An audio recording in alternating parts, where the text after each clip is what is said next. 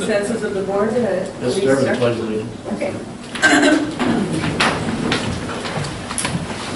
pledge allegiance to the flag of the United States of America and to the republic for which it stands, one nation, under God, indivisible, with liberty and justice for all.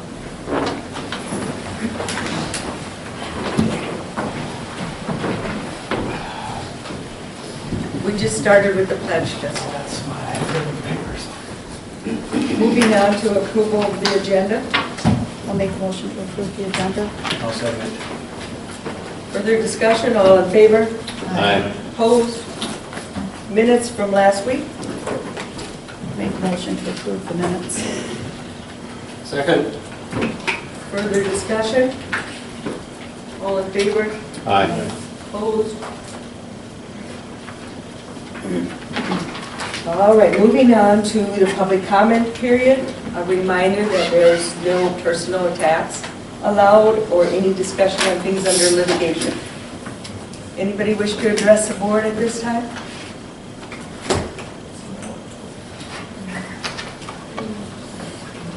Can I ask a question? Is Sure. that on any subject or? Yeah, last week we had discussion about the jail and things like that, so yeah, that's fine. I mean, it can be on Harrison? I'm pardon? Can it be on the Harrison project? I didn't hear what you said. She wants it on Harrison. No, that's on the agenda for later. Okay, that's right. Okay. No, wait, no. No. But you can't talk, so if you have something to say, you better say. Well, yeah, I mean, okay, so if I want to talk, no, it has to be right now. Yes, Yeah. yes. If you want to talk, come right up and introduce yourself and where you're from.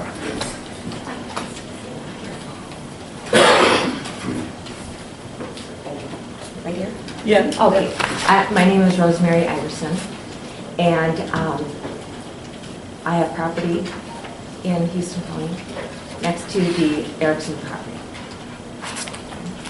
And I guess what I would like to say, because I think today might be a day that you might consider renewing the permit, I just would like to say that, you know, the new proposed plan that's been given is not the same as the intent or the scope and scale of the operation that used to be there. You know, I've been there like 12 years, so I've seen what's been going on there. And so I would just ask that you look at this and not approve it. It's not the same as the original CUP. And the other thing is that there are violations that happened there when the stop order went into place. And those violations affect me. No one can see them except for me, but there is a road that was built. There's a 50-foot setback, and that road was built within 10 feet of my property. And so I brought this up, I've submitted pictures, and I think it's your responsibility to do something about that to make sure that those things, violations are cleared before you go ahead with the approval. Thank you.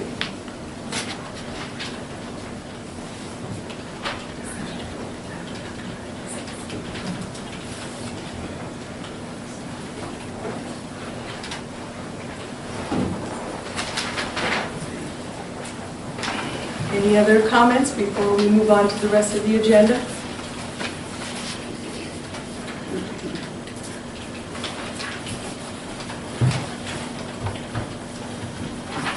My name is Steve Hartwig. I've been a resident of Honey Creek Township for 38 years. In regards to the Erickson mine proposal, this is not a dolomite mine, this is a silica mine. And silica is a cancer-causing agent. It's in the dust. And for this reason, I think it should be not renewed as under the circumstances of its original conditional use permit. Failing that, I think you should at least go by the EQB guidelines for local regulation, and that means having a certified federal reference method air monitor, both the TSP and the PM25 on site. And this should be mounted as required 2 to 7 meters above ground. have a safety fence around it, and have hourly readings that are continuously monitored. The data should be logged, and a wireless telemetry provided, and its own power supply. Also, this would require weekly inspections.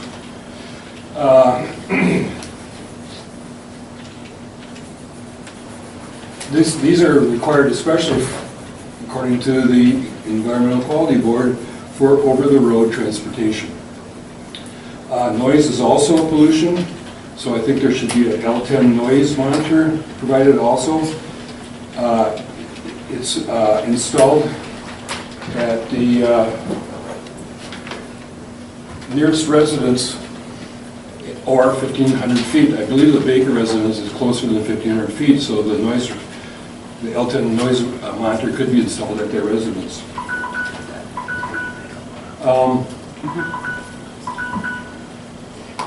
Thank you. Good. Okay.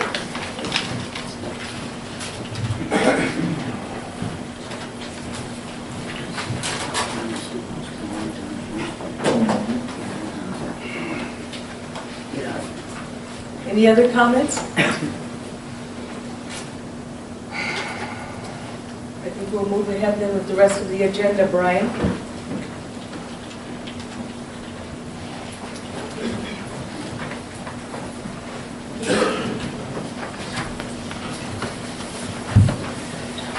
Morning. I'm on the agenda today to get or ask for approval for a seal coat contract. And we had the bid opening for that yesterday. We had 2 bidders, Scott Construction and Furner Asphalt Sealers. The low bid this year was Scott Construction. They had a price of $2.90 a gallon for the bituminous material and $30 a ton for the aggregate. The total estimated cost is $387,189.70, which is 9.47% less than the estimate. And Scott's bid was about $85,000 less than Furner Asphalt, which has been doing the contract for us the last couple of years. So I recommend we go with Scott this year. They do a good job. We've had Scott in the Crescent Township and we've been pleased with them. I think they have farther this year. I move to approve the Scott Construction bid. Second. Further discussion? All in favor? Aye. Opposed? Thank you.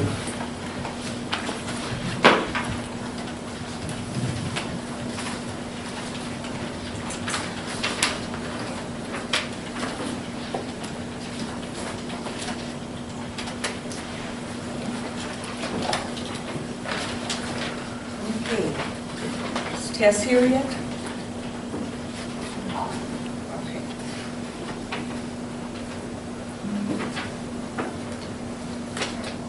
About approval of the consent agenda. Yeah, it seems like it's pretty easy. I move to approve.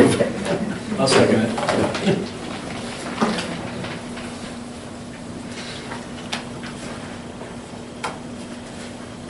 Unfinished business, you want to bring up anything yet, Justin, on the Brexit? The committee? Sure. We had our frac sand ordinance writing committee yesterday from 8 to 10. Things went really well. Mainly just talked a lot about still setbacks and stuff like that, trying to get some of that stuff worked out. So we're going to continue a little bit more on that discussion next time, which is next Monday, I believe, right, at 8 o'clock. So we'll continue on that discussion. We still talked about maps, trying to get a couple of good maps to show what it's going to look like when we get all the setbacks in place. We have one, but obviously it's always altering depending on what we do with the setbacks. So still a work in progress. Yeah, I thought it went very well, too. Highway Building Department? Okay, we have a meeting coming up with HSR. I can't remember, I think it's early July, first week of July or something. I think so. Yeah.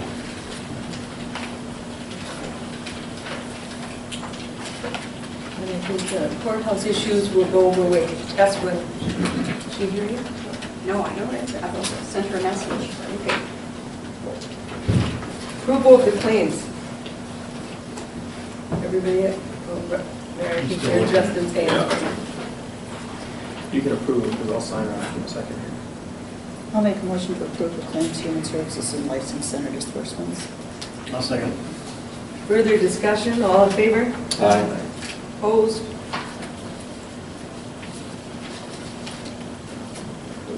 Done.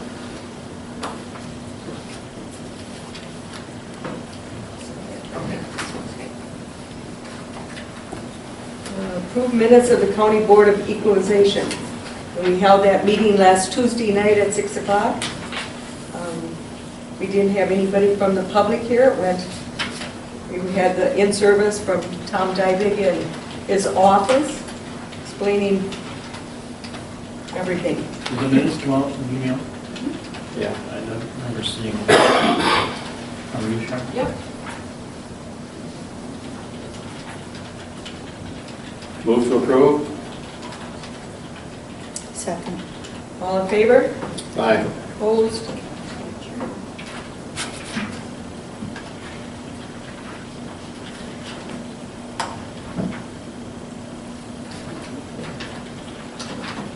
Approve recount agreements with SOS. Secretary of State. Secretary of State. Thank There is you. no changes from the recount agreements in the past. We've been paid 3 cents per ballot, but there should be a state recount, same as what we've always had. And they have been approved by Jamie. Move to approve? Second. All in favor? Aye. Opposed?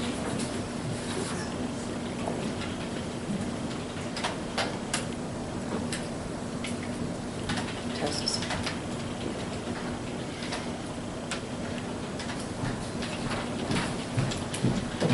Morning, Commissioners. Morning.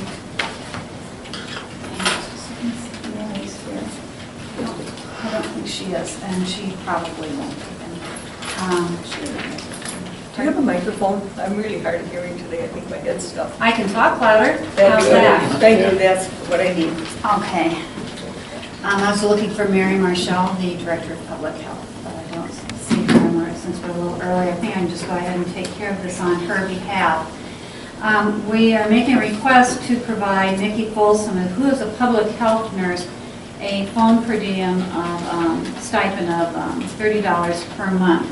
Now, the nurses do not typically have phone stipends. However, she has her position is unique. She is in the field quite a bit during the day and is required to be on call for and available not only during the day but during the evening to the WIC peer counselors.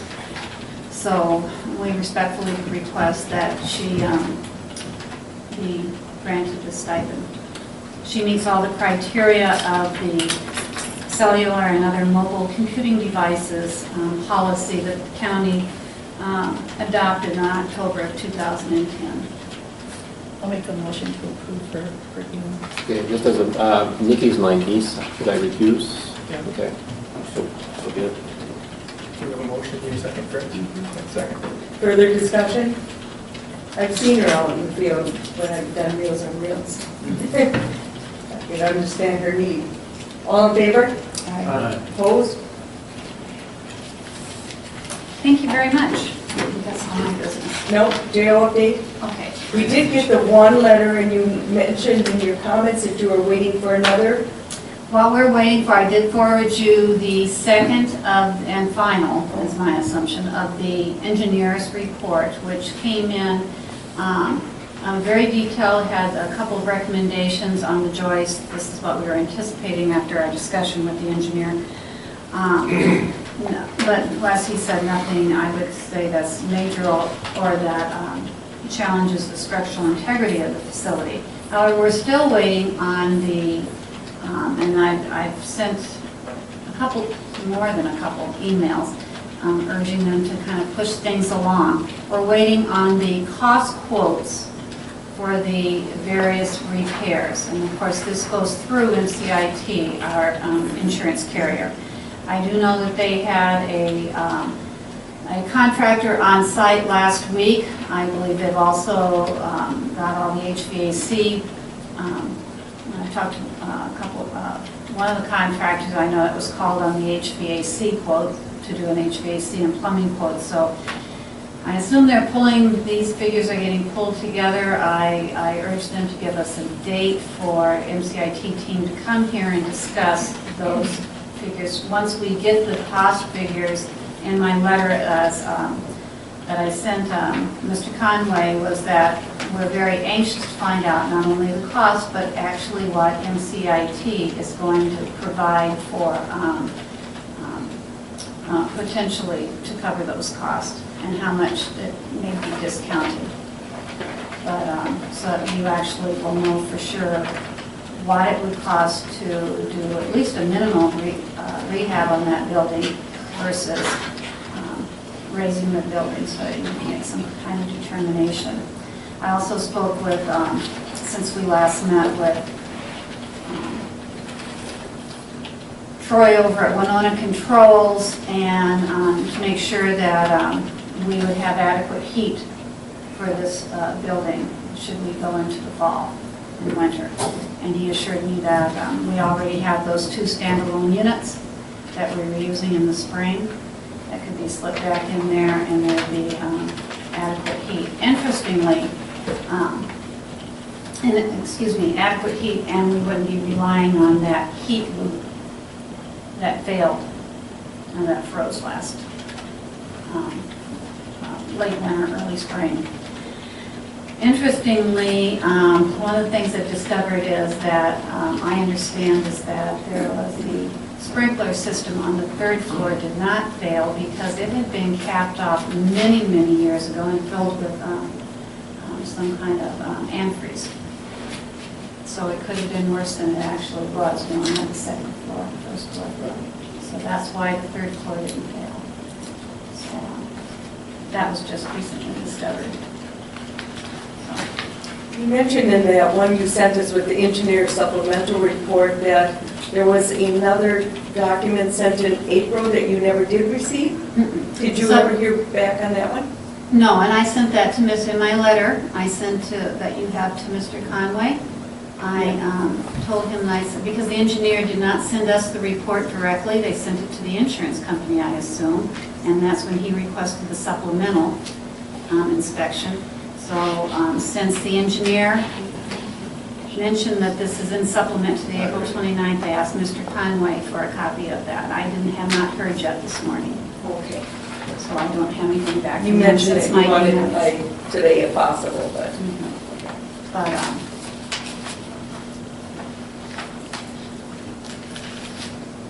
any further questions on it? You don't have enough No. information. Just curious to know what's going on. What's happening? Thank you.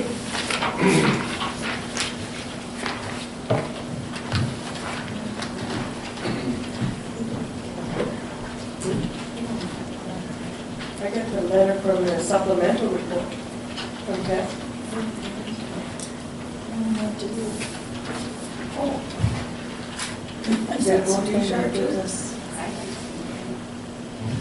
I guess I'm the only one that got the supplemental. I understand.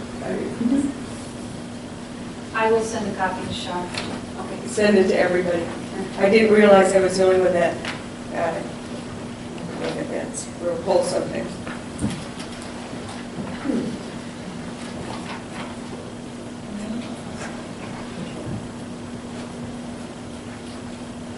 You have to wait till 9:30 to have the public hearing because that's what it's posted for. Dana, you got anything on commissioner reports that you want to bring up? I attended the Sand Creek presentation on resiliency that was put on last Thursday, both the employee and the supervisor ones. Very, very interesting. And two researchers. That's all I had last week. Very good, good meeting. It was a good session. Well attended to.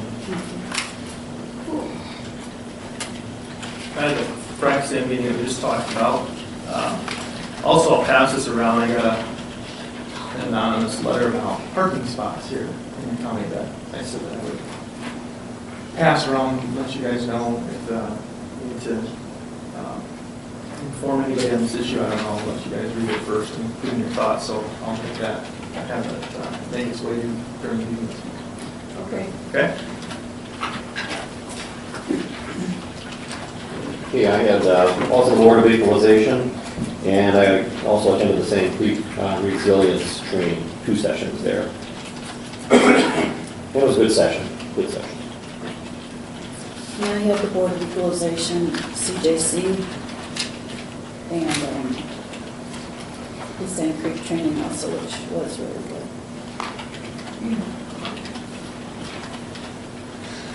I had the Board of Equalization. Yes, we all made it, huh? Yeah. I had attended the EQB meeting on Wednesday in St. Paul, and those Brexit said it was fun. So.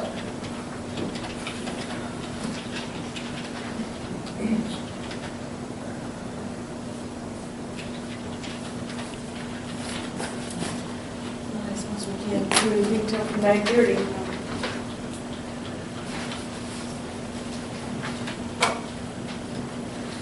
We got the same thing on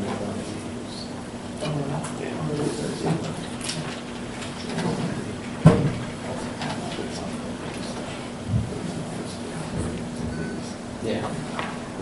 This is, yeah.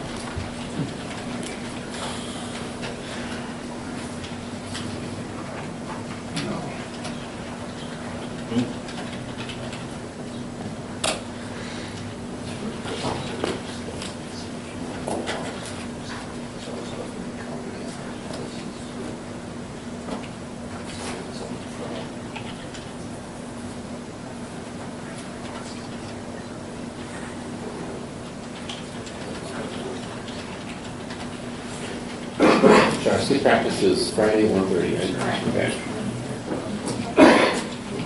And Donna's office? Correct. Okay.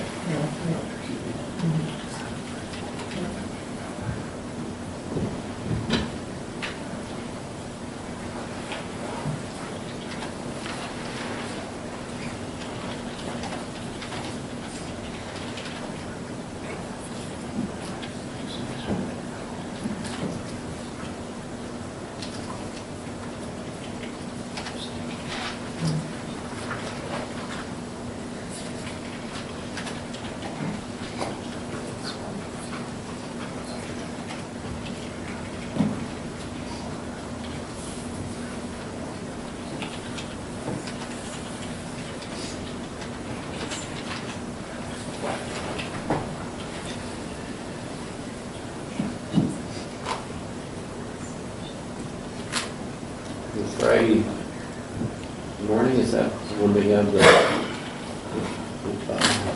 solid waste? Yes, that's right. Solid Waste annual meeting is Friday morning, 8:30. 8 to 8:45 is sign in, and then 8:45 starts meeting at the Solid Waste in La Crosse landfill. Usually a very informative. Yeah. Is it Hank Cook? I think Yeah, he runs a good meeting. He runs a good it. operation. yes. It's at 8 to 8:45 or something. Is sign in, and, you know, 8:45, and then start at 8. Where's that? I can't remember. It's at the, out on Highway 16, way out past Woodman's there. It's on the right-hand side. It's very easy to find, has a big sign. It says 8:30 here. I'm planning on just staying for the morning, but they do have a tour of the new cell after lunch, and lunch is provided if you want.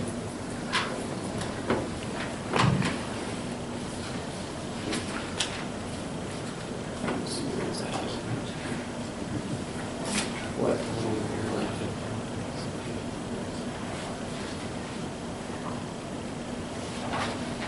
I'll get a big change. Here's the agenda. So we're supposed to RSVP those? Yeah. That brief now.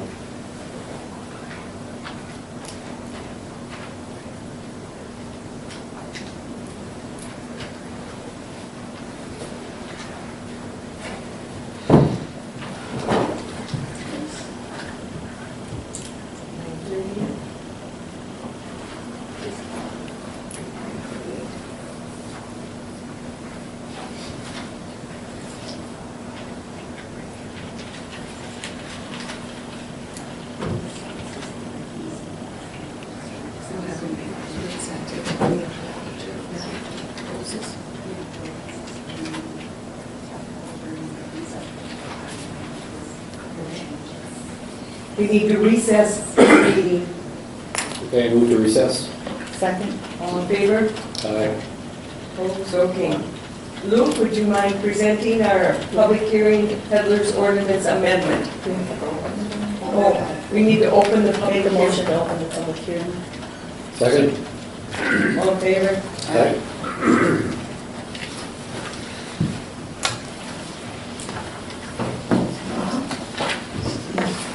All right, all I'm looking to do is to allow for the extensions or renewals of existing peddler permits during a calendar year.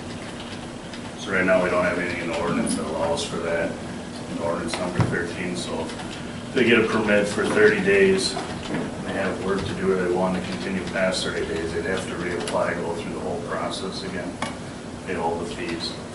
So they're allowing an extension for another $25, they'd get a $30 extension. They'd apply with the county, I'd get the application. If we haven't had any problems with them in that 30 days, I'd get back and say, yeah, they're good to go. So otherwise, the way we're doing it now, when they apply, I do a background and make sure, and I still would yearly, but on the extensions, I wouldn't do that thorough background. So to get the permit a little faster. So it'd be a $25 renewal fee every time you renew. But if they come back the next summer, then they have to start. Yeah, after December 31st of each year, you'd have to start the process all over again. You'd have to do the background and then be approved by the county board. With the renewal, I don't have you guys part as the approval process. They've already been background approved, the initial permit. So I'd still make sure they haven't had, if there's any issues, they're here that 30 days with complaints or anything, then we wouldn't grant them a renewal. So it's mostly, the idea of the ordinance was to keep people from coming in and scamming our residents, because we're having problems with that. And then plus we keep track of who's here selling stuff or whatever. But I also want to be able to give people that are trying to make an honest living the ability to do that too, so. Schwann's man in particular. Well, he's exempt anyway. Yeah. But what come, and I didn't even think about it, 2 years ago when I originally did this, but there's a guy that comes here every year, does seal coatings for farmers, and he said that he doesn't really peddle, he doesn't go door to door. He says sometimes when they stop over at close neighbors asking him if he's got leftover product, if they want him to do his, but he says mostly it's people that he does on a regular basis. So he says he might be here for a month, leave, come back a month later or whatever. And the way we have it now, he'd have to go through the whole process again. So he's the one that brought it to my attention, and I agree with him. He shouldn't have to go through that whole process again if he's not having issues. How many licenses do you have? He's the only one. He did last year and then again this year. So, yeah, he's the only one that we've ever had come to us. How do you find out about somebody peddling in the county? We get complaints, and we get them quite often. So now if we get a complaint, we try to find them. Usually it's not that easy, but we try to find them and then either warn them, let them know you need to get a permit, or with this ordinance, it's a misdemeanor to peddle without a permit, so it could be cited as well. Being that this is a public hearing, we didn't get anybody signing up to speak, but would anybody like to speak on this issue with the peddling ordinance?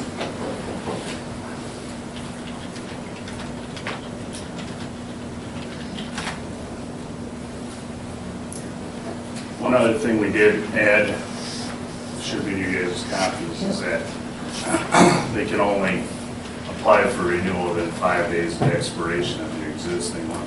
And the reason I decided we should add that is because somebody could come in, do the original permit, and then pay $250 and get permits for the whole year. Extensions, I don't want to be able to do that. In case we do have an issue, they'll have to come back every 30 days. But if the guy, the one that has gotten a permit from us has had no issues, like I said. Curiosity, so like 30 days, like this gentleman's not from the area, is it something like, once he gets a permit, he can just call in and renew and send me the money, or does he have to sign in person, or how does that work? He has to fill out paperwork with Shar. Okay. It's actually the same application as the original one. There's just steps up in this. Sure. So the thorough background won't be done on the renewal, and it won't go to the county board for approval. So it'll come to me, I'll look at it, make sure we haven't had any complaints with them, nothing new's come up. If everything's good, I'll give it back to Shar and say he's good to go. And she'll stamp it with the seal that she approved, that's been approved, and then he'll get it. So he'll have his original permit card that has his picture on, and then a copy of the renewal application that will be his renewal permit. So he'll have to carry both of them with him for the renewal part, if that makes sense. Other than, so we don't have to keep remaking cards. So that's a,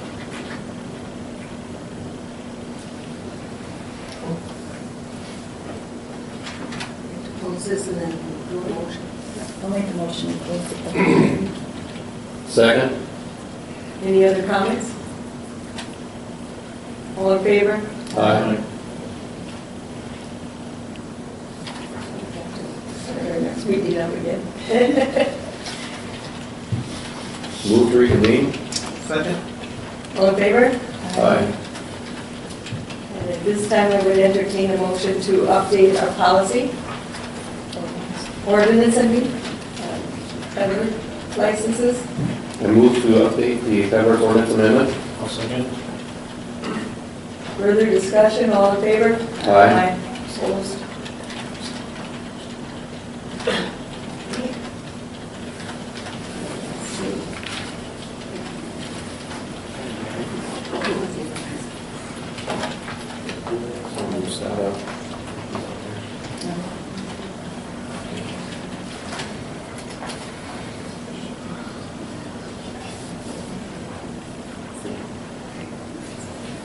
Char's going to call Rick and see. Hey, Julie, is Rick gonna come in on the ag loan thing at 9:45? Is we're ready for him? Okay. Okay. Okay.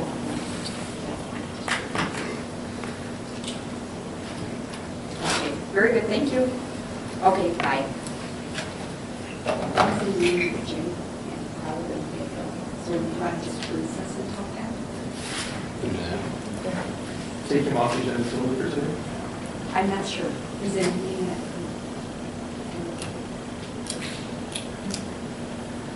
We can always put them back on later, recess it. Yeah. Yeah. Just leave him in the adjourn and he's not Yeah. able to come in. He's got more people. Okay. I'll make a motion to recess till 10. Second? All in favor? Aye. Opposed? Okay, we're in recess until 10 o'clock, since we're following the agenda. Call meeting back to order.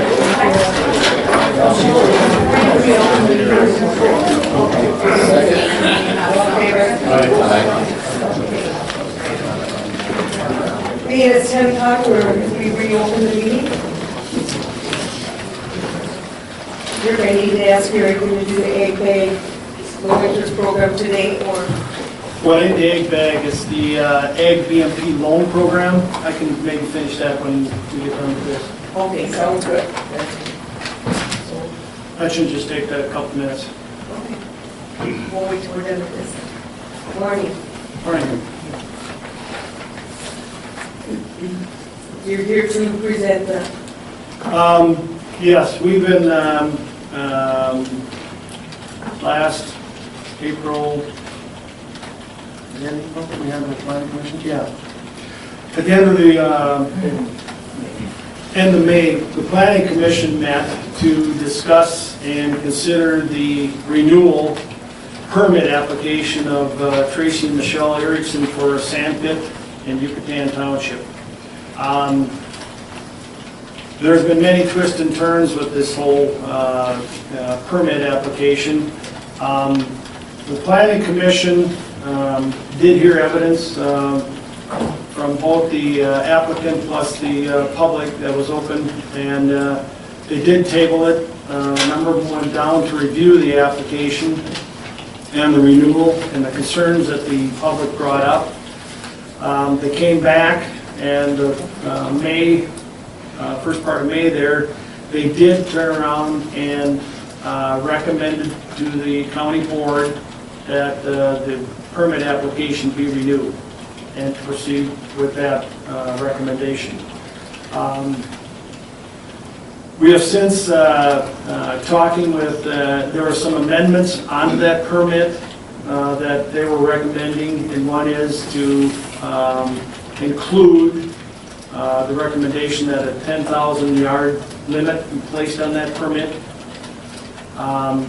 Also, there were some concerns on screening, that existing screening from both the Baker Place and the Iverson remain in place, especially during that 50-foot setback requirement that we do have from a property line to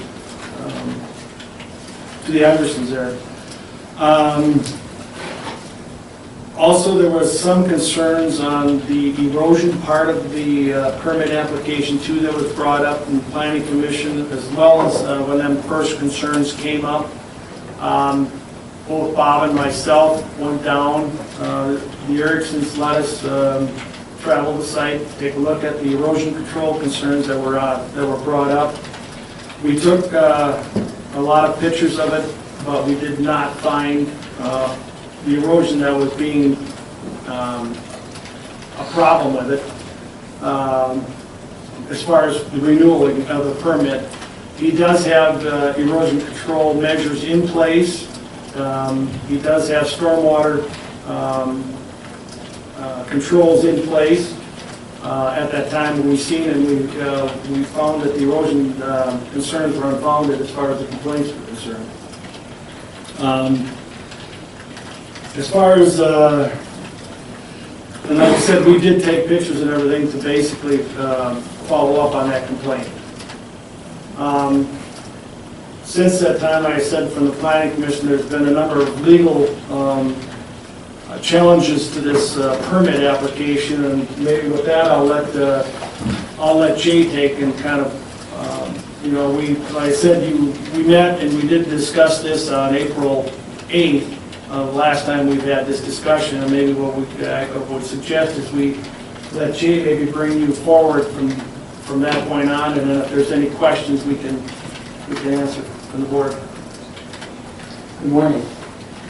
I thought what I would do this morning is spend just a few moments to frame the decision for the board so we understand what's before you. Then I'll update you on events that have transpired in the last number of months, and perhaps before that as well, as they may impact or not the decision moving forward.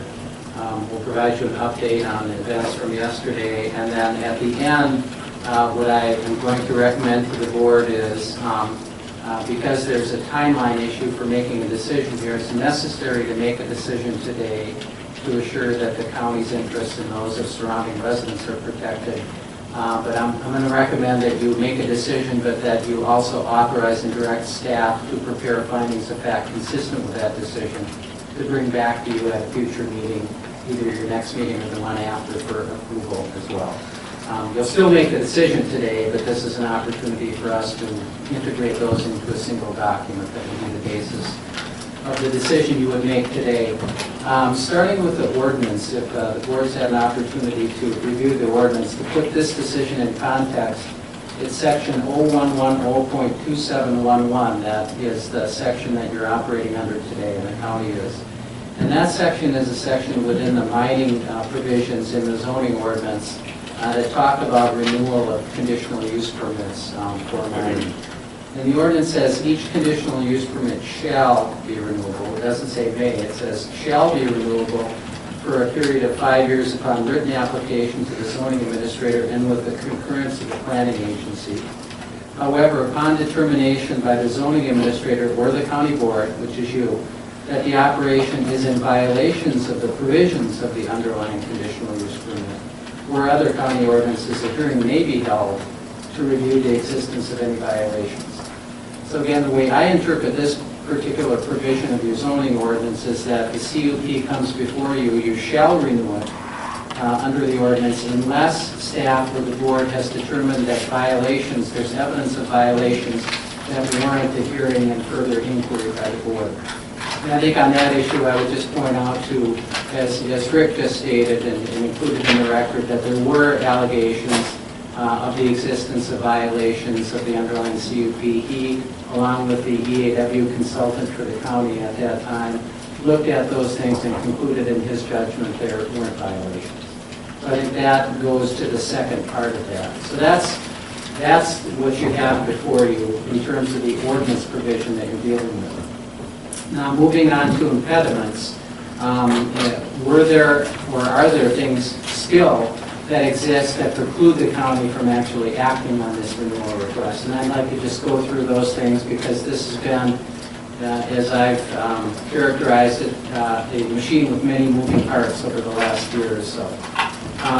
Dealing with the EIS, as most of you are probably aware, on June 18th, the EQB board voted to remove the Erickson property from the EIS study that's going on involving the Minnesota Sands project. So that clearly is no longer an impediment.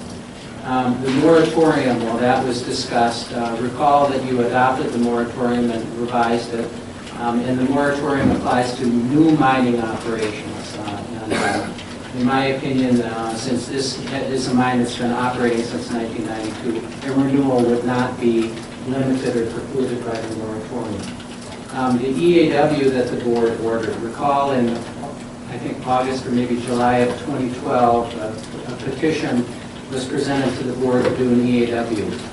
That was at a time that the Minnesota Sands project was still before the board, and Minnesota Sands, as you recall, was still arguing that the existing CUP allowed them to engage in that much larger project.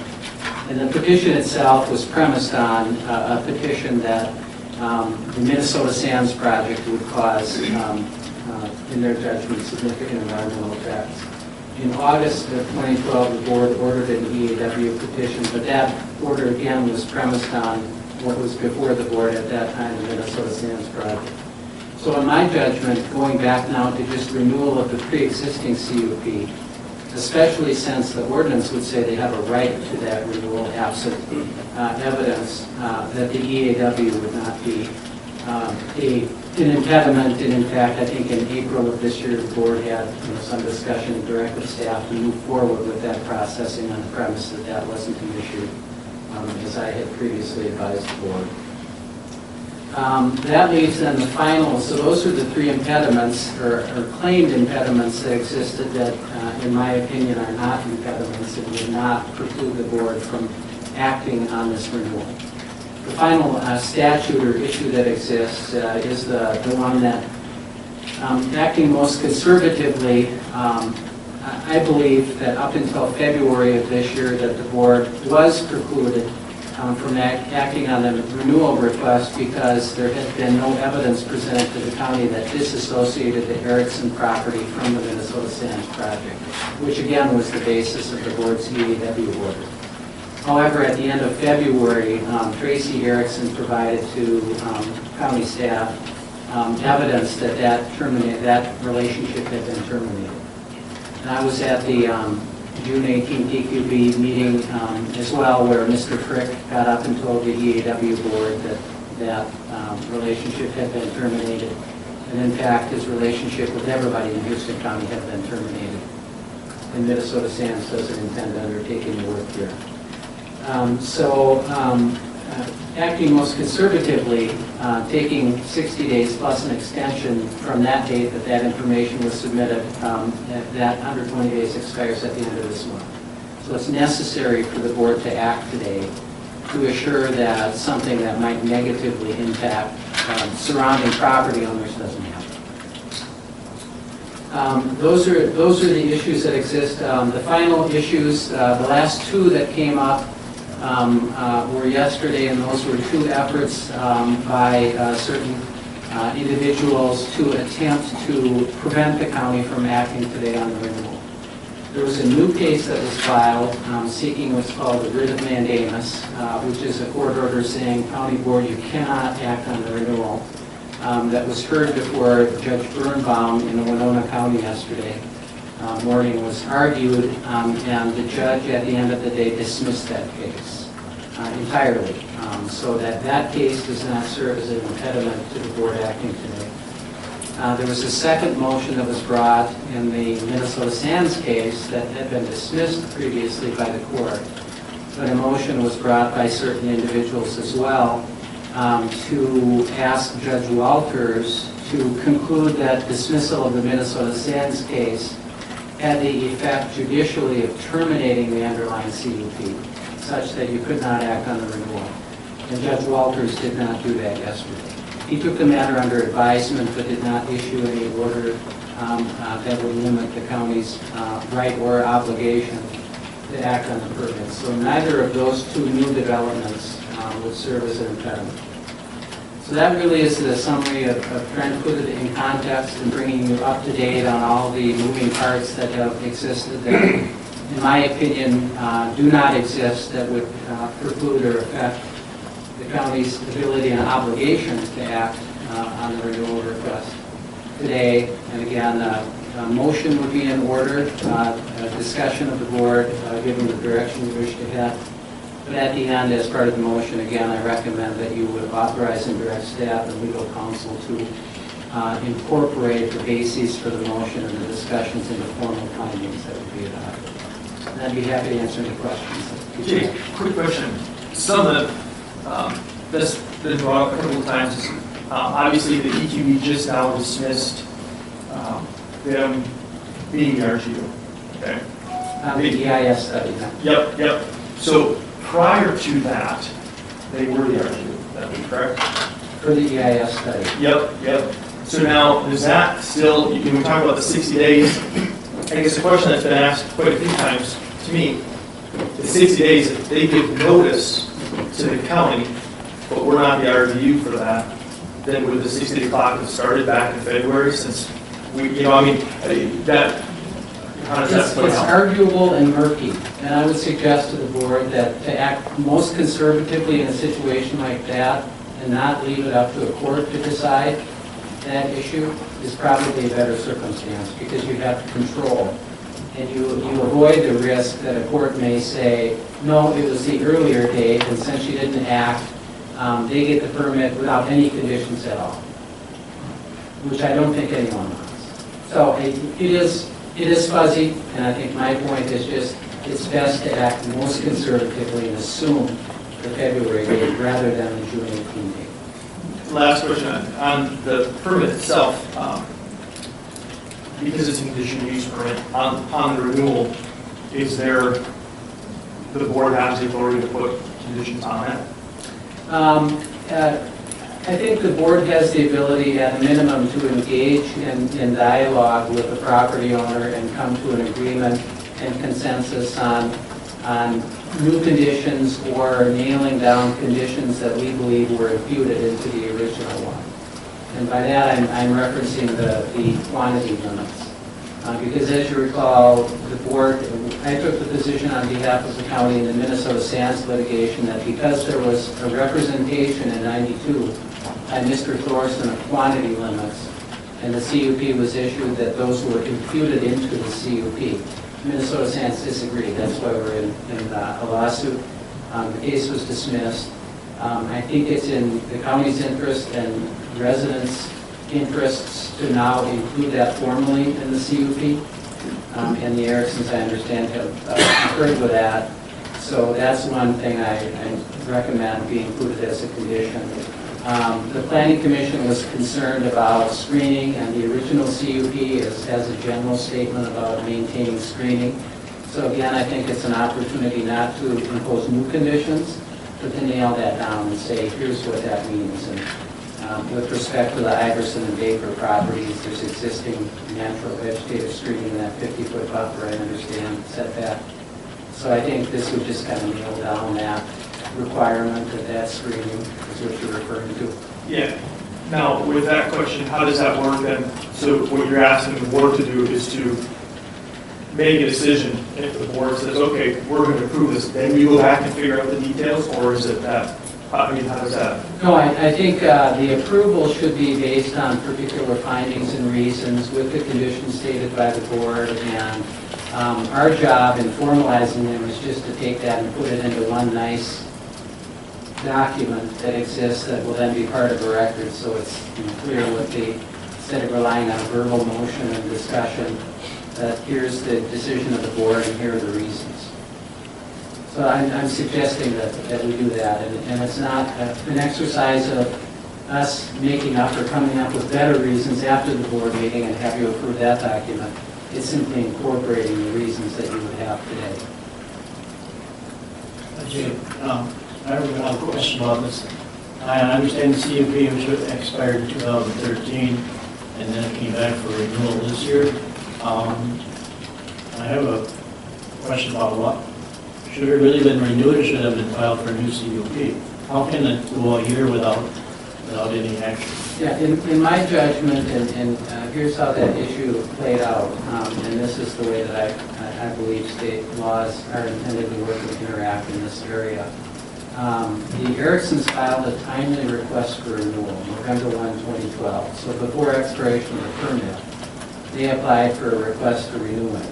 However, based on the fact that there was no disassociation from Minnesota Sands at that point, the litigation where they were arguing that the permit they were asking to be renewed allowed them to engage in the Minnesota Sands project, and the board's August 2012 EAW order related to the Minnesota Sands project, you were precluded from state law from acting on that renewal request.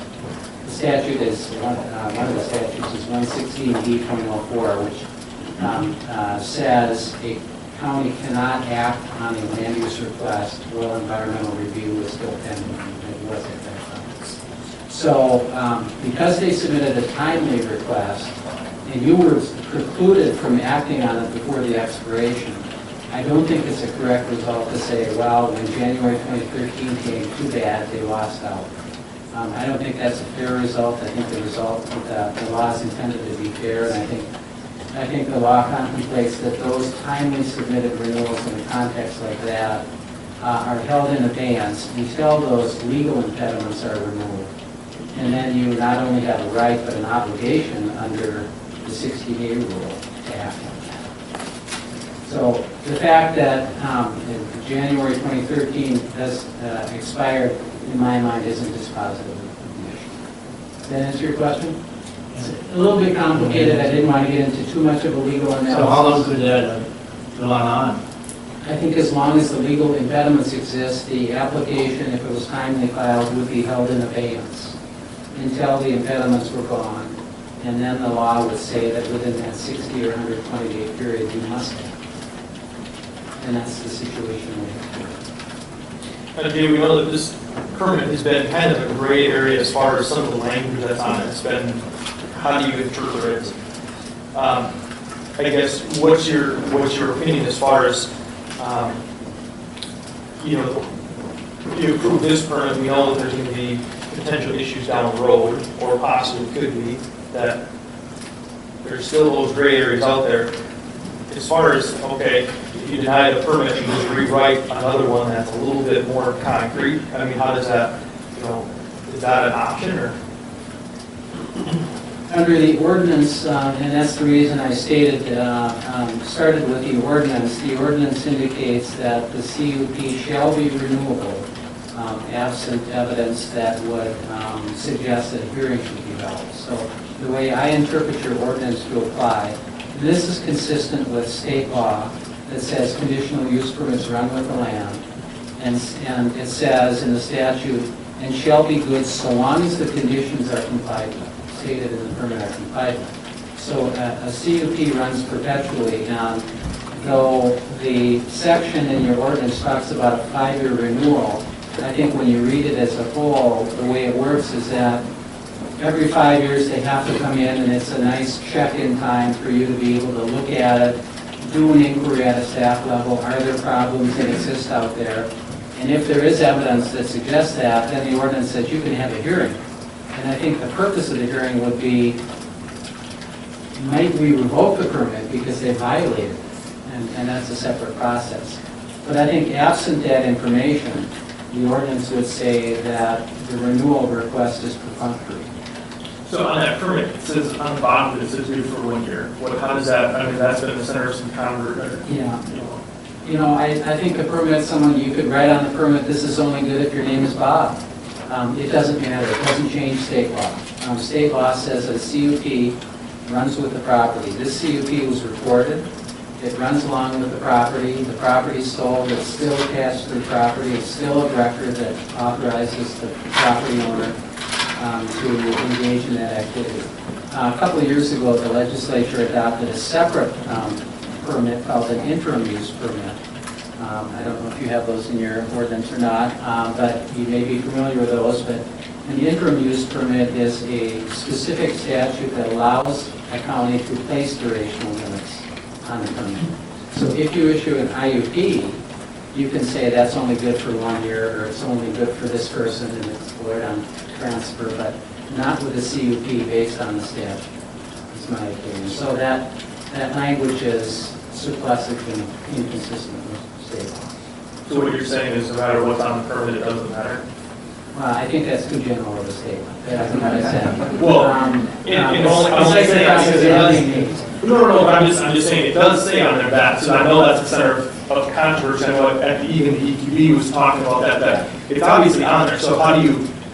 And I'm just saying I don't want to get hung on this yet again down the road and go to battle again. How do you know that wasn't intended to be that way versus how do you've got conditions on something. You say okay, this is a condition. Well, it's written on there. Well, if you're going up to 5 years, well, maybe conditions that it was 1 year. I mean, I don't know that, and it's been controversial. Yeah. Can we wipe that out? How do you say it doesn't exist or it doesn't matter? Well, first, my comments are limited only to that statement. I'm not suggesting what you said initially, but the intention is not relevant to the analysis of whether a CUP runs with the land or not. That's by statute. So again, it was added to the face of the CUP. As I recollect too, in reviewing the minutes, I don't know that that was ever discussed as part of the conditions that were agreed on as well. So there's no supporting evidence in the record, in the decision-making process, the minutes, that was an express condition. I understand it was a clerical thing that was simply applied normally to building permits, and the new staff person put that statement on there and shouldn't have, but it doesn't matter. That's state law for it. So that's my analysis of that issue.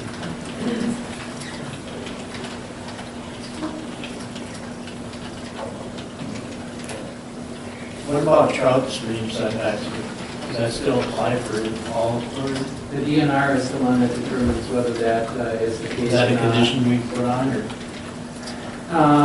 I think the planning commission actually added that, follow state, federal. Yeah, and that would be a new state law. I think the DNR is going to have to make a determination. I've had a couple discussions with the DNR council when they called me asking questions about the renewal, and I won't put words in their mouth, but I think I think their determination is that renewals of existing permits are not governed by the new law, but new permits are. So we have no control over how they make it. That's the problem I have with renewals versus CUPs.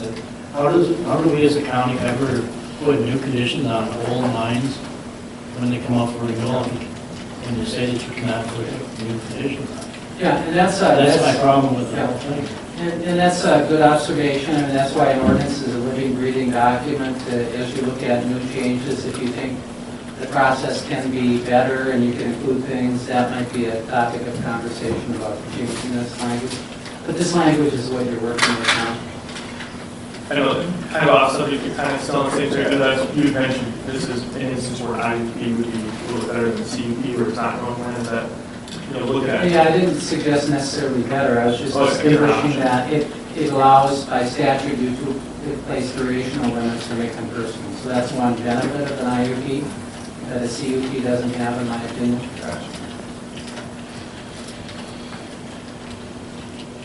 I move to approve the Erickson conditional use permit based on the ordinance says mining conditional use permits shall be renewed absent evidence of the permit or ordinance violations. There is no evidence that violations exist that would preclude renewal. The EAW previously ordered by the board was for the Minnesota Sands project and does not apply to renewal of mining under the 1992 conditional use permit.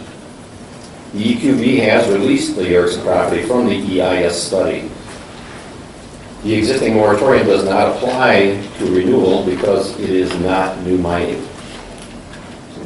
The Ericksons have provided evidence of the termination of their relationship with Minnesota Sands. Conditions are to include a limit of 10,000 cubic yards of material removal per year. Existing vegetative screening at the Erickson property shall remain in place. Staff and legal counsel shall prepare findings consistent with this motion and for board decision and present them to the board at a future meeting for approval. I'll second that motion. Further roll call vote? Just wait discussion. Steve, on your motion there as far as the screening, Yes, I would like to include the bakers' names also on that. You said Iverson. that would be proper. I would say that Bakers. would be proper. Thank you. Yeah. Further discussion? Roll call vote? District 1, Yes. District 2, No. District 3, Aye. District 4, Aye. District 5. No. Motion passed.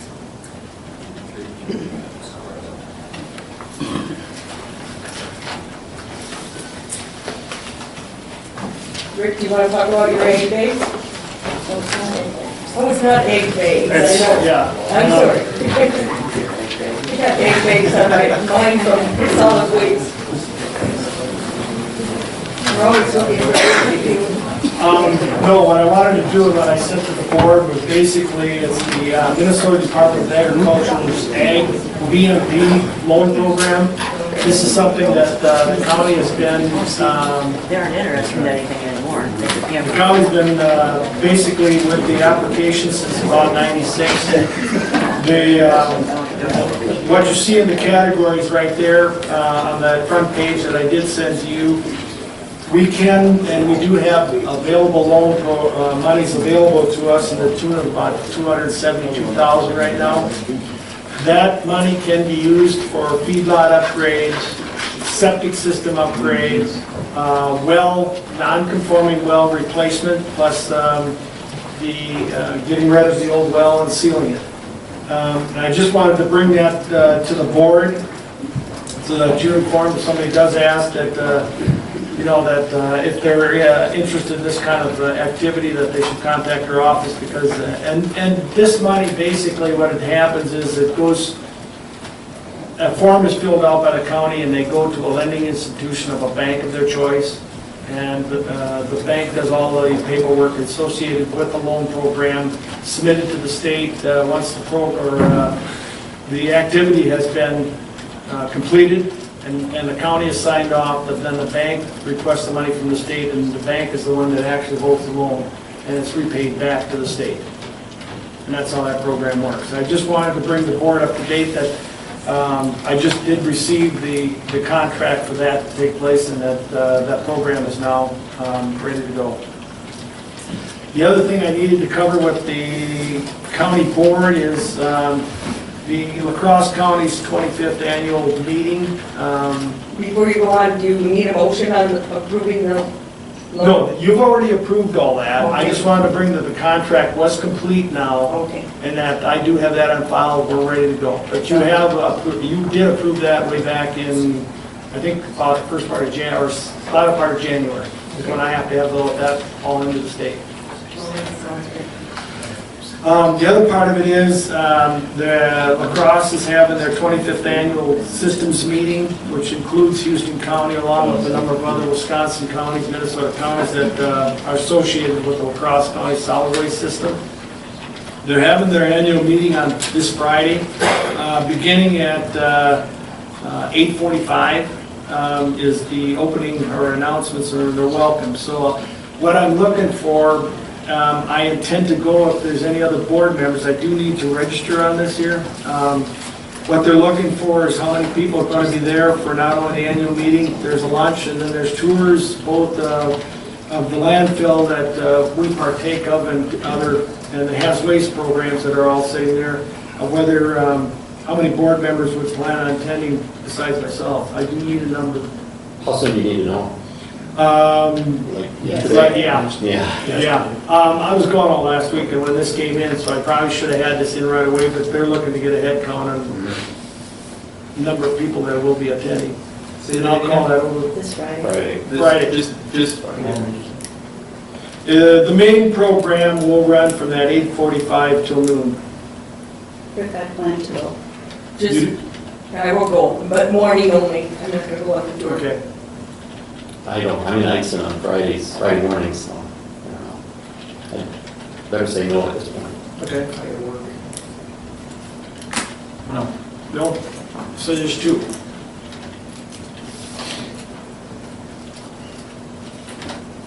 I want to know about 8 things.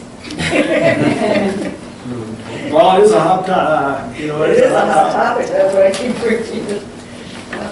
So, okay. All right, thank you. I'll register you then. Thank you. And last item on the agenda is Scott and your crew. You want I think it's just going to be me presenting. people with you? Crew of one. No, they're kind of here for support, and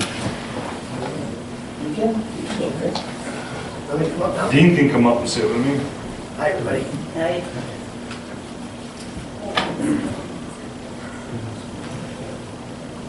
I think we have, Judy and I have met Dean because we've attended your different Yep, in-service. I'll introduce him here as soon as I get this set up. Okay.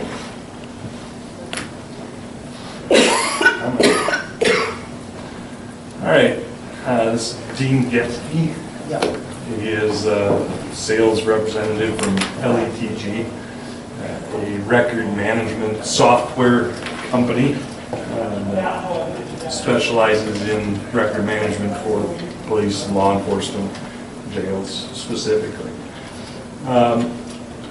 Our conversation about our current record management system started shortly after we moved into our building, our new building, and the increased demands that were placed on the dispatch central control position made it obvious that we needed to find something that would help them do their job. Currently, nothing flows into our record management system. And if a officer makes a traffic stop, dispatcher has to type it into this program, then type it again into this program, and then type it into the report program in order to make their job. They enter it 3 times. Then jail would have to enter in information, and then county attorney would have to enter in information. And what we're looking for, and what we've been looking at, is a program that includes really getting us 30-year-old technology. We've never had mobile data or CAD in Houston County. CAD is computer-aided dispatching. And those types of things are going to free up some time for us. LETG, we've looked at several different vendors. Right now, we've looked at LETG, Zerker, CIS, New World. So we've looked at a bunch of different systems, kind of the big players, I guess you'll call them, in Minnesota. Our current vendor is Police Central. I would say they've done what we've asked them to do, but we are the only user of Police Central in the state of Minnesota. In order to make interfaces, automatic interfaces with the state, it takes an adapter to join their system with our system. And in order to design those adapters, of course, it takes some computer programmer to write that program, make that adapter. And it takes time and it takes money. Being the only user of the program in the state of Minnesota and not much likelihood of others, our current vendor doesn't have all the integrations that most of the other vendors that are out there have right now. LETG was just signed in Winona County, Fillmore County, Mower County, in our southeast region. And part of why we're here today is Winona County did an RFP last year. And part of that RFP was that anybody in southeast Minnesota could obtain or use their RFP process until the end of last year, and then they broke it out specifically for Houston County and said Houston County can take advantage of our RFP process until the end of June of this year. So here we are at the end of June. This has been a 2-year project. We didn't know that Winona County was including us into their RFP. It was nice of them because an RFP process is time consuming and somewhat expensive, or can be. And they've done a lot of work of figuring these things out already. Just for a little history, Winona County used the lean process, which is a big AMC buzzword, I guess, right now, to determine what the best vendor for their record management system was.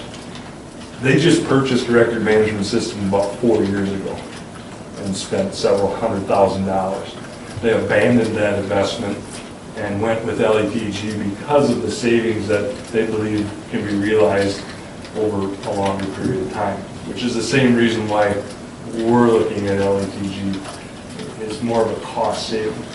There's some other benefits to it. We'll hit part of this PowerPoint first, and then we'll go into a little bit more.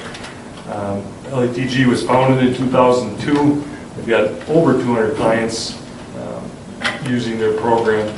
Kind of some of the nice things about it, it's written by people that actually used it. It was originally designed by a cop who didn't like the way some things were working, and he went out and made his own. The people who are designing this and selling it and servicing it have used it. They're not a computer programmer trying to understand what you want and writing a program to fit what you want. They've actually used it. So they understand what we want and what we need.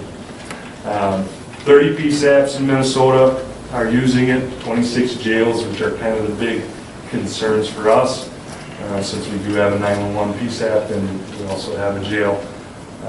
And 26 full county installs, which is what we're intending to do in Houston County. When I talk about making adapters and integrations, these are some of the things that LETG has an automatic interface to. They lead the state in this category as far as the information is just there. You only enter it once and it's automatically going to go out and search these interfaces to find information. We don't have to put it in multiple times. It's a time-saving tool. Code Red is actually, we've been using Code Red for a number of years, and it involves us making a separate phone call and recording off of a phone number they give us. It's integrated into LETG, which was kind of nice to see before we started. Some of the fire departments are here today because they've been asking me, and I've continually said, no, I can't look at it. Oops. They are interested in the I am responding or active 911, which are interfaces that work directly with the system to send out messages to all the first responders, ambulance, fire, to their phones. So if they get a message on their phone similar to a text message, and they can reply to that message by hitting one button, and it tells the fire chief who's responding. Currently we've said no, because I can't ask, I can't with a good conscience ask my dispatchers to do more than what they're doing already. And in order to do it right now, today, it would be a fourth thing that they would have to enter into. With the integration, yes, it's $1,200 option, $200 a year maintenance that makes a lot of sense. It's another way for us to reach our first responders without having to do another step because it's part of the computer assisted dispatch. You can see there's a lot of things on here that are used by us day in, day out. I mean, every hour of every day we use these things. Some of the things that we don't do today that this would allow us to do, the county attorney, her secretaries were quite excited to learn that this integrates with the MCAP system, which is what the County Attorney Association or county attorneys use to write their criminal complaints. So we're looking at a system that flows now, instead of multiple different people entering into our current system and the county attorney doesn't have access to it, the police departments don't have access to it. This would flow from the 911 call through the reporting, through the booking, and then further, even into the county attorney's office would be able to access this and pull the information in. So it's a time saver across all kinds of people that have a touch to each case or each part of the system. Something that we've never had in our county is CAD. Computer-aided dispatch. Basically, when a 911 call comes in, that information is automatically pushed into the record management system, and the dispatcher can assign IC or officers to it. It's just kind of a drag and drop or point and click. It's much quicker. It would free up our dispatchers' time, and it would also make data entry a lot easier. Right now, LTG is just signed on with Hennepin Scott, which are two of the larger counties, metro counties, and the DNR as their public safety provider. Winona Filmer Mower recently gone live. And one of the nice things, they're also working on the integration into Odyssey, which is the court system.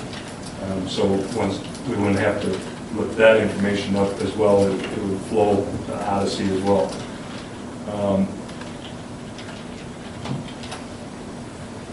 Odyssey would give us all the information that we currently do on paper, and a lot of that is we get a record from the court, conditions of release, bail bond, sentencing. You get sent in paper form down to the jail, and the jail has to take that and enter it. Now the court would enter it, and we would just access it from the Odyssey program. Minnesota-based, it's a browser-based system rather than you have to have a direct connection to a server. Basically, you can access this program from anywhere you have a secure connection. You can't do it without what's called a VPN connection. It has to be a secure connection, of course, to do it. E-charging is, we're currently doing e-charging for most all cases.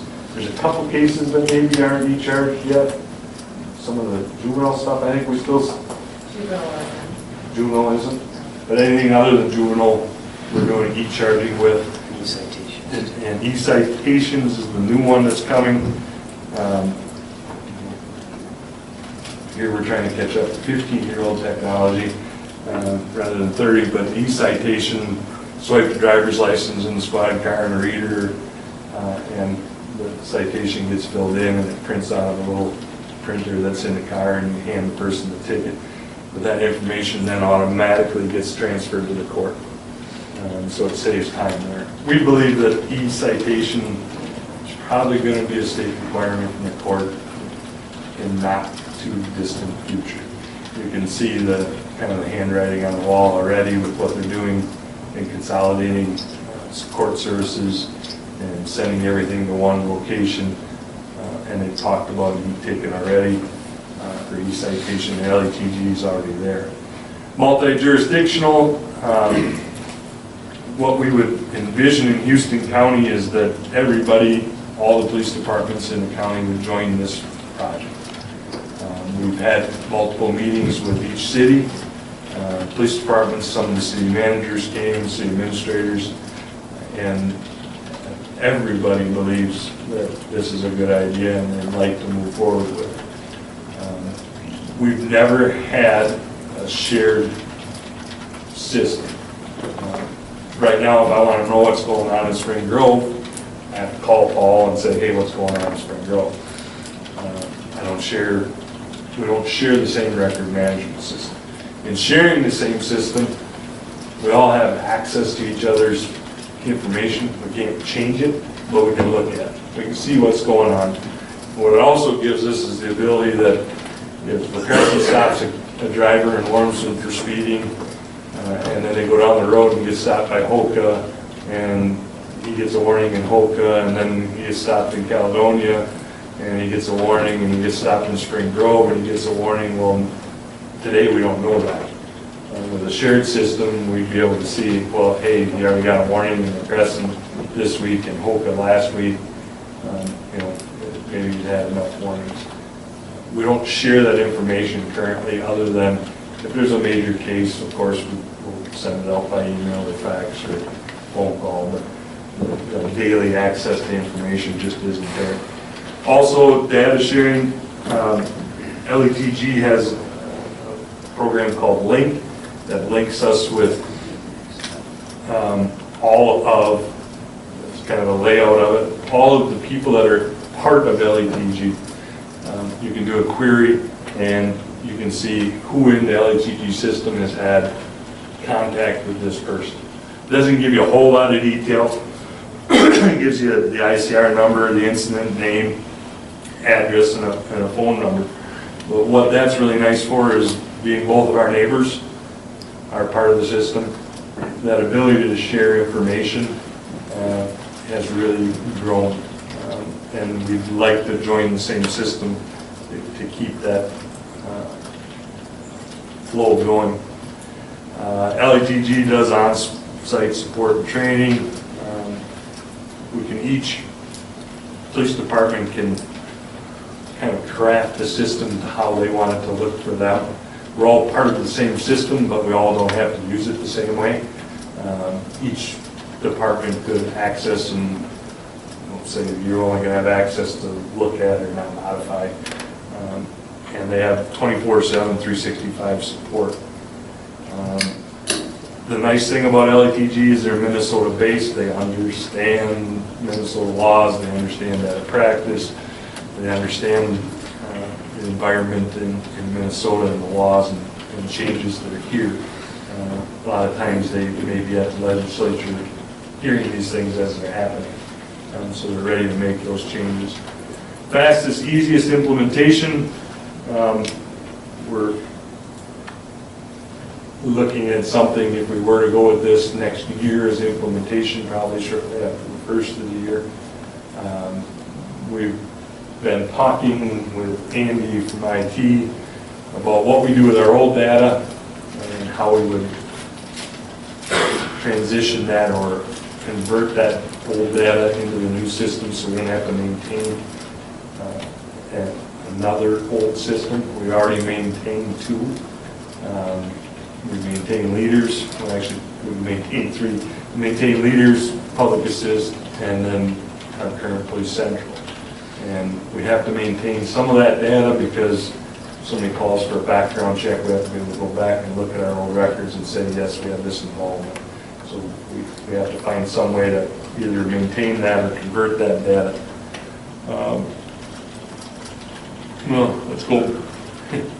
This is kind of the feed. It's a little bit early. What we're looking at for software and then maintenance is the second line. Houston County's share of the software program is $190,000. It's a lot of money. We realize that, and it's not at this current time budgeted money.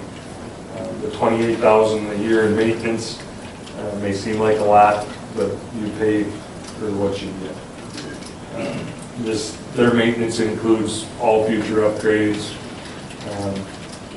there's ever an upgrade to any module, we're included in those maintenance costs. And the 24/7 through 65 support is nice. If there's ever a problem, they can call. What's broken out here is the county share, of course, is the bulk of it, because the cities don't need jail. The cities don't need civil. The cities don't need warrant. What they need is record management and mobile. So their costs are quite a bit less than the county is assuming some of those prices. What the prices for each city are their cost to join the record management system and implement mobile. Part of what we would like to do is eventually, hopefully soon, get to a mobile platform where the officers would be entering reports and data in the field instead of having to come back here to the office. Brief conversations with Andy about what that would cost. I'm not really ready to throw those numbers out yet because we need to firm them up, but what I'm looking for today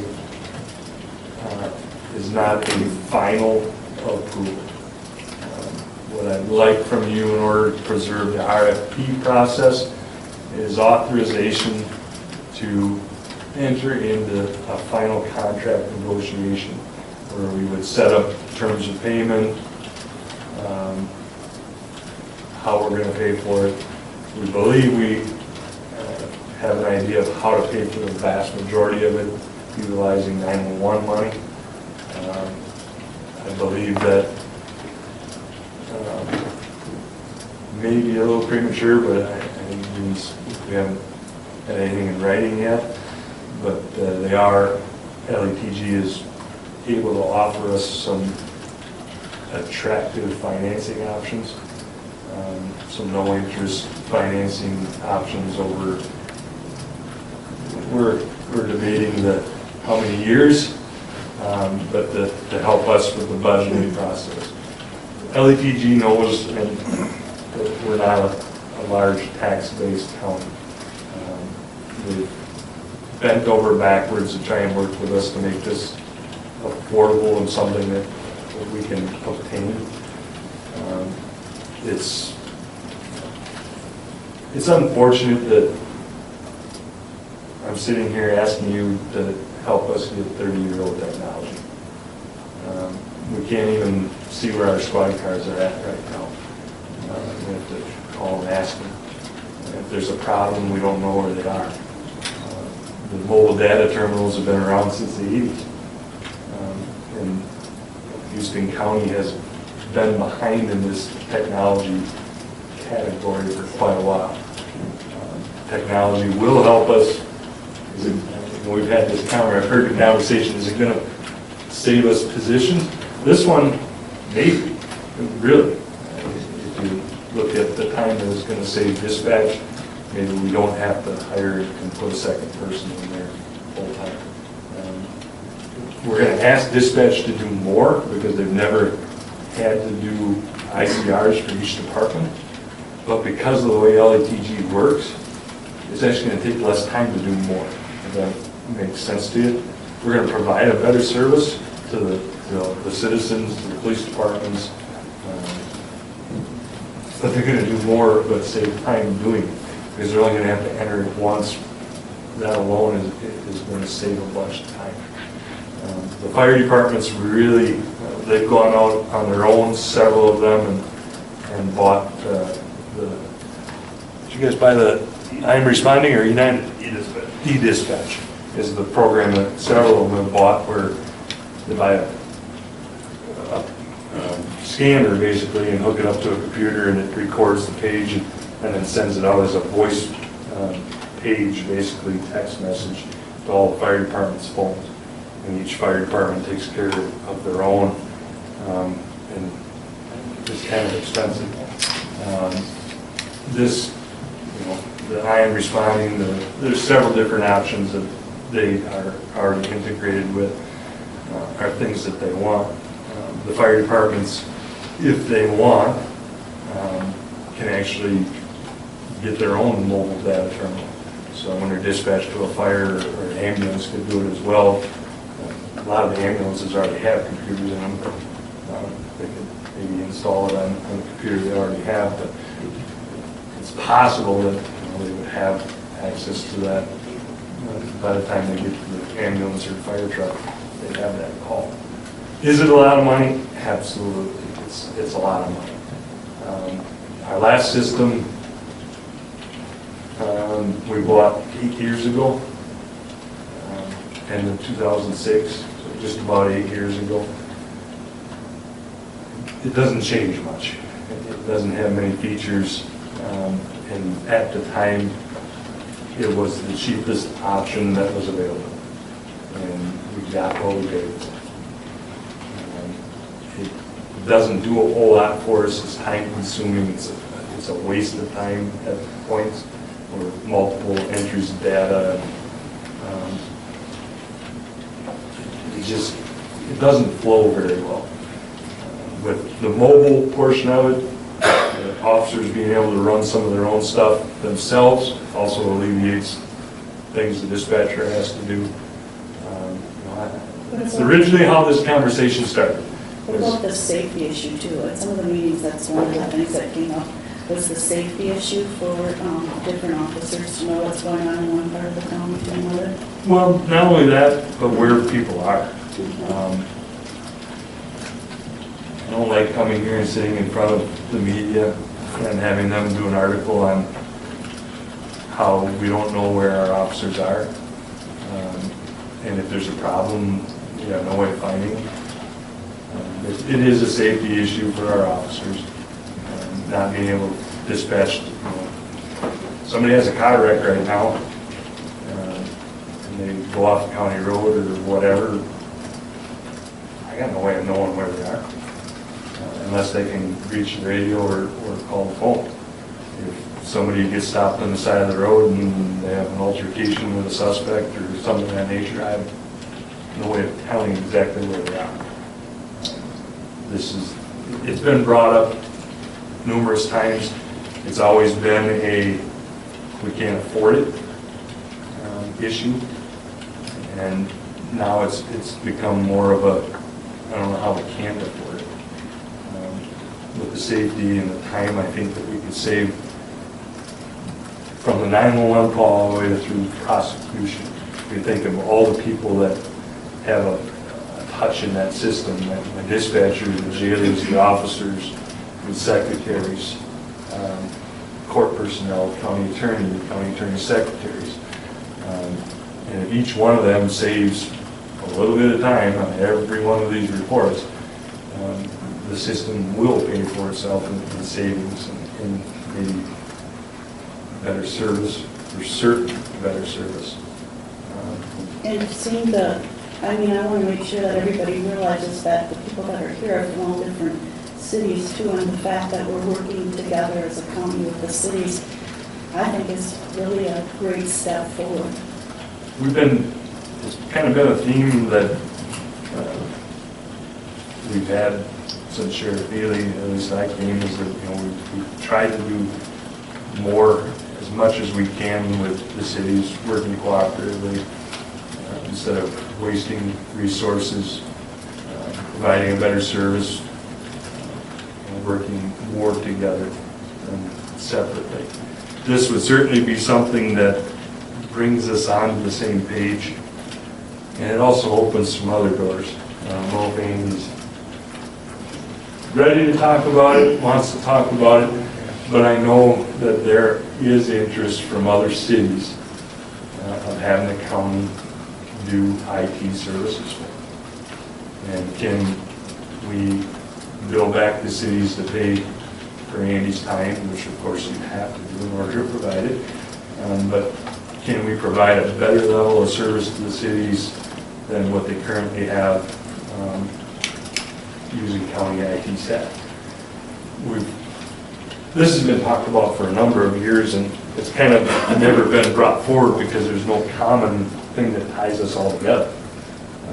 This would be the common thread that would tie us all together. We'd all be on the same system. The system would be housed here at the county on our servers. It wouldn't be on, and the cities would just access our servers basically.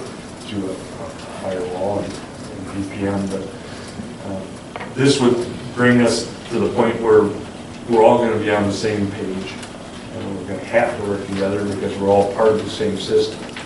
And that, I believe, is going to expand opportunity for the county, IT especially, to maybe offer some services to the city that at times is difficult to find quality IT service.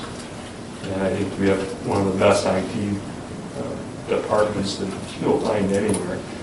A little plug for Andy. Little plug. That's tough for me to do. It's tough for me to do. But I have actually gone to, me and the law committee attended 2 workshops on this program, and I could really see the enthusiasm for collaborating with all of our cities and their departments.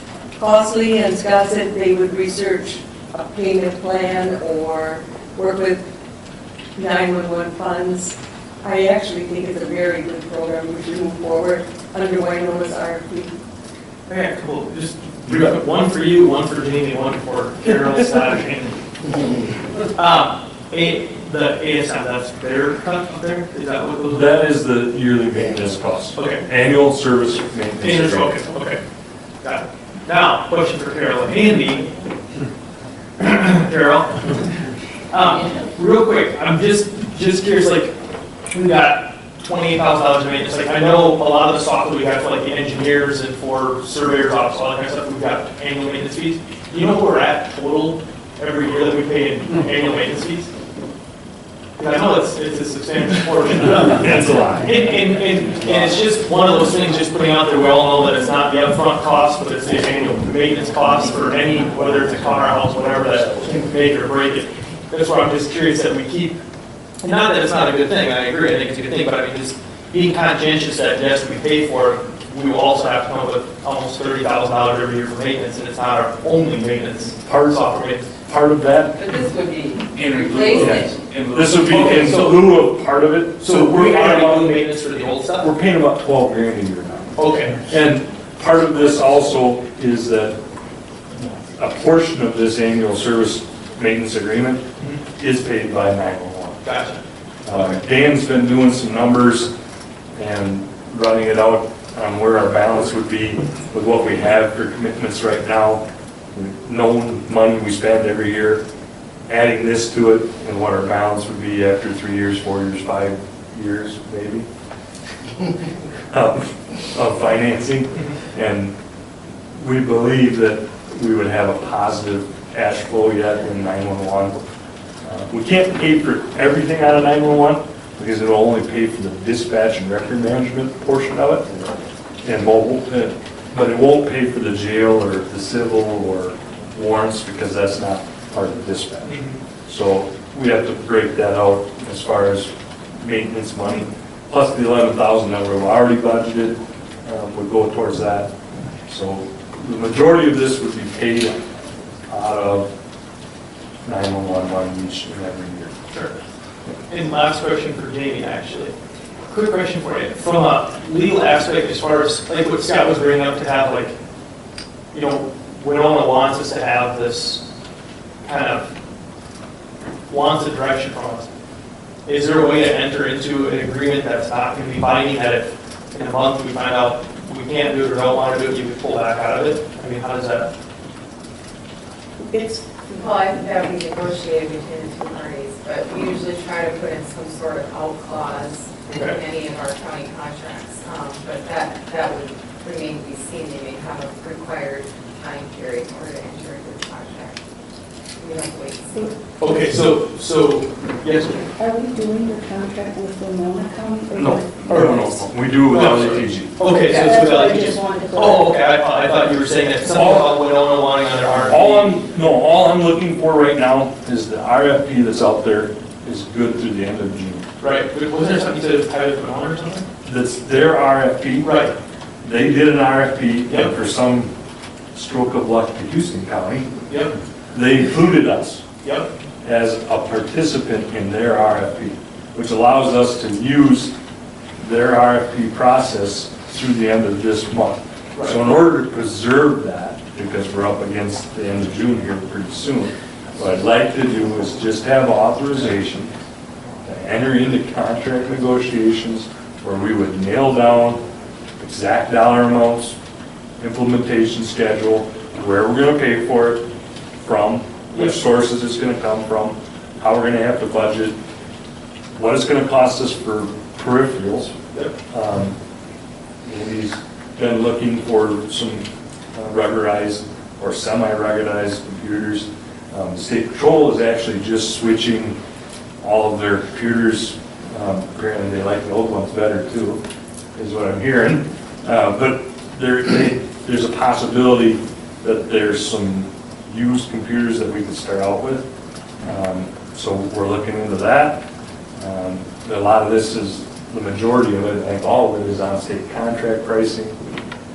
So we're looking into, we'd like to get you all those numbers. I'm not asking for you today to commit 190,000. I'm asking for you today is to give me authorization, or county authorization, to enter into negotiations. So, hold on one second, just to clarify real quick. So, okay, so to preserve the Winona RFP, enter negotiations with LETG. There you go. Okay, that's what I was looking for. And Justin, just to clarify, so we can use their discounted price, and otherwise we'd have to go out and negotiate with them. Right. And be on our own. Yeah, They would have to do negotiating. We'd have to do this. Now I get where that link was, because I keep hearing Winona's RFP, and I'm going, okay, hold on. Otherwise, we'd have to do, and we can do our own RFP. Yep. It's just an added expense Yep. that, if it's already been done for us, why should we spend that money? So you're looking, basically going to get more exact quotes and figure out where the. We will come, what I'd hope to do within 30, 60 days. That should be doable. And then you'll come back. We'll come back and we'll have an exact dollar amount. This is what it's gonna cost, this is how we're gonna pay for it. Here's what the peripherals cost, here's how we're gonna budget for it. Those types of discussions. I just wanna preserve. What happens if one of the towns doesn't want to go in? I haven't heard that.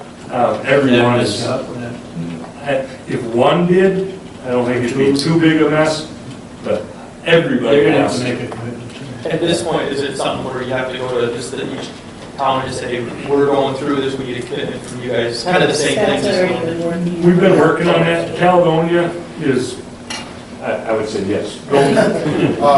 Our council meeting was last night. Yep. They approved this pending the county going forward. Okay. They're on board, 100% ready to go We're forward. already in this already.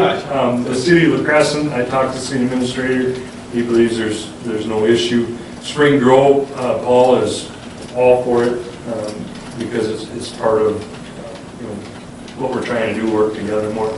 Houston absolutely has said 100%, they are ready to do it. And Hoka, I believe is on board. We haven't had that discussion with the city administrator, but, they're $5,000 and $800 a year. It's pretty reasonable for them to get access to what we're offering. And Hoka actually is a little bit ahead. They got a grant for technology last year, so he's already got computers. And the city of La Crescent has already budgeted for computers for their cars. They did that last year. So, I mean, there's already been this push to go forward. And again, it's unfortunate that we're sitting here talking about 30-year-old technology and bringing it to Houston County. I'll make a motion that we go forward with this project pending. Full contract approval. Right. I second it. The only thing I'll just add, I know Scott and I talked about this for a long time about, obviously it's a lot of money, and they're gonna do their due diligence to try and find money with going the least amount to the taxpayers, and I told him that was my main concern, was we're not gonna go to the taxpayers, so I know he's well aware of that, so it'll be interesting to see the numbers come back, and if we can swing it. I'm going to do my best. Yeah, I appreciate it. Yes, we will. We realize that it's not an uncommon discussion. Yep. All comes down to money. It normally does. All in favor? Aye. Opposed? Go for it. we'll hope to see you in sometime in the next 30 to 60 days. And we'll get some more, I wouldn't say permanent, but more solid figures, but also support from the city. Yeah. Get them to say yes. Thank you. Thanks for the other. Yeah, thanks for coming.